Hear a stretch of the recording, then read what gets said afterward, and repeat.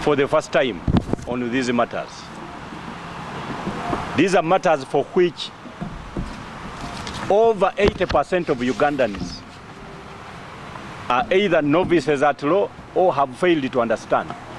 And almost 100% of security agencies have refused to understand.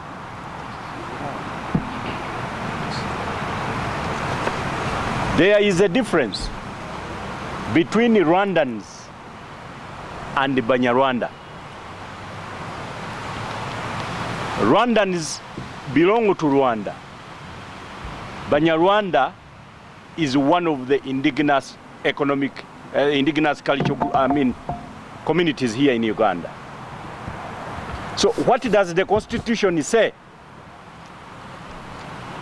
When everybody reads the third schedule to the Constitution of the Republic of Uganda, they actually tell these people that they are Ugandans and they are provided for in the Constitution. I am sure all of you have heard about it. Now that is not the law. A schedule is just a list. The law is what generates a citizen of Uganda. And that law is under Article 10 of the Constitution of the Republic of Uganda. That law states that for one to be a citizen of Uganda by birth, you can be born either in or outside Uganda, it doesn't matter, but either of your parents or grandparents must have been a member of an indigenous community in Uganda as at 1st February 1926. Now, that is the provision. The provision makes the following regards. Number one, you can be born in Uganda. Number two, you can be born outside Uganda. Number three, either of your parents or grandparents must have been members of an ethnic group. Number four, that membership can only be determined as at 1st February 1926. Now the Constituent Assembly made a mistake. The first mistake is lumping ethnicity with citizenship. And I want the media to understand some of these things. They are legal matters, but they will assist you while making analysis on many of these kinds of issues. Number one, ethnicity and citizenship are completely two different things. Why? The laws governing ethnicity are international laws, not country laws. Why? Because ethnicity is extraterritorial. You have got Maasais in Tanzania and Kenya. You have got Banyarwanda in Uganda and Rwanda and Congo. You have got Samias in Kenya and Uganda. One time we had a minister for ICT in Uganda and his brother was a vice president, Mude Awori, in Kenya. But coming from the same home. So you don't use ethnicity under modern law prowess to determine citizenship. That was a legal wrong by members of the Constituent Assembly. That is number one. Number two, citizenship is the subject of national laws. They call them municipal laws in proper legal English. They are only determining the relationship between you, the legal bond between a person and his government, the person and the state. Now, those are laws that are so narrow that cannot be determined using lenses of ethnicity. That was a legal wrong by members of the Constituent Assembly. I put it to them that they erred. Number three, the threshold of 1926 was anomalous, malfeasance, malodorous, and it was a nuisance introduced in the constitution. Because 1926 has nothing to do with Uganda. Uganda started in 1962, and whatever existed before that was a protectorate region. There was no Uganda, and you could not determine citizenship but protected citizens before 1962. Now, where did the CA delegates pick 1926 from? First of all, it is alien and in contrivance with all provisions of legal authority in Uganda. It was never captured in 1962. Nobody talked about 1926 as a threshold. The Constitution of 1966, nobody talked about it. The Constitution of 1967, nobody talked about it. Where did they pick it from?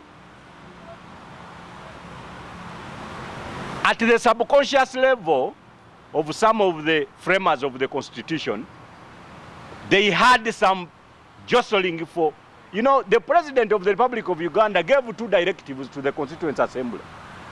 The first directive was to recognize Banyarwanda as an indigenous ethnic community. The second one was to establish term limits of 2-term limitation in the Constitution. So the framers of the Constitution started power struggles, thinking that now who must be ahead in the queue to replace President Museveni after the 2 terms. The Banyarwanda that had contributed highly to the revolutionary struggle of 1986 were seen as those that are likely to take over from President Museveni.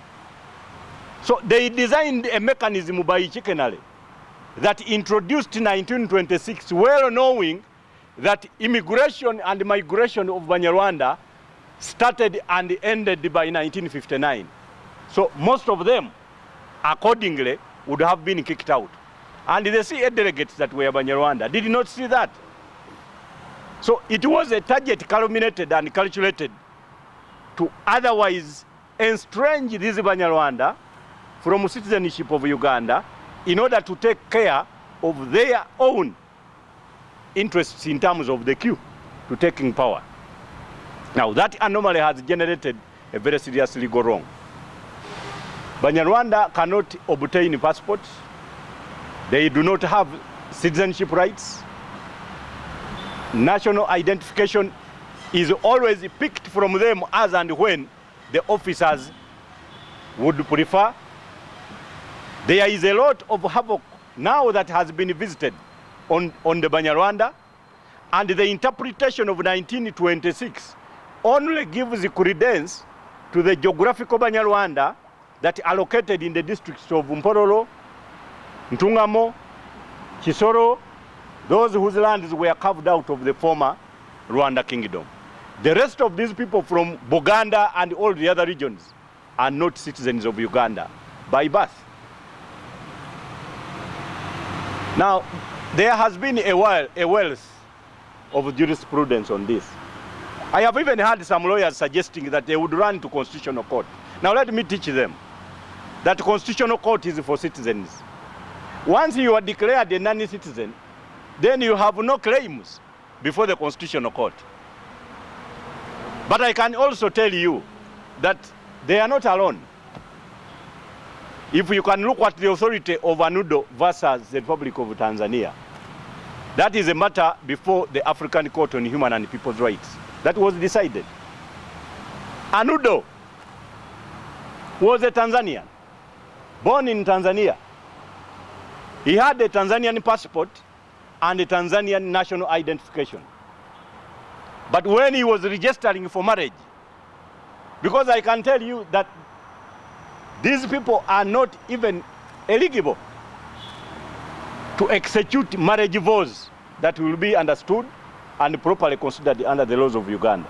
In fact, none of the women here can become widows upon the death of their husbands because they are not citizens of Uganda, and accordingly are not eligible to have administered any marriage contracts in Uganda. So ANUDO, once he reached out to the authorities in Tanzania for obtaining a marriage certificate, He was arrested, his passport was confiscated, the national identification was also removed from him and thrown into Kenya, that he is actually Kenyan.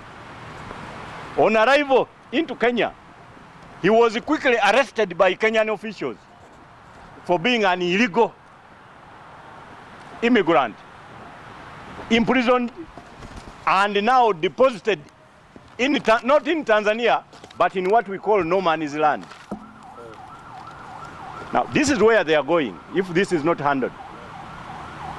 No man's land. Until an organization called Open Society intervened and rushed to the African Court on Human and People's Rights. And that court is actually anchored on the following agreements. Number one, the African Charter on Human and People's Rights. Uganda is a signatory.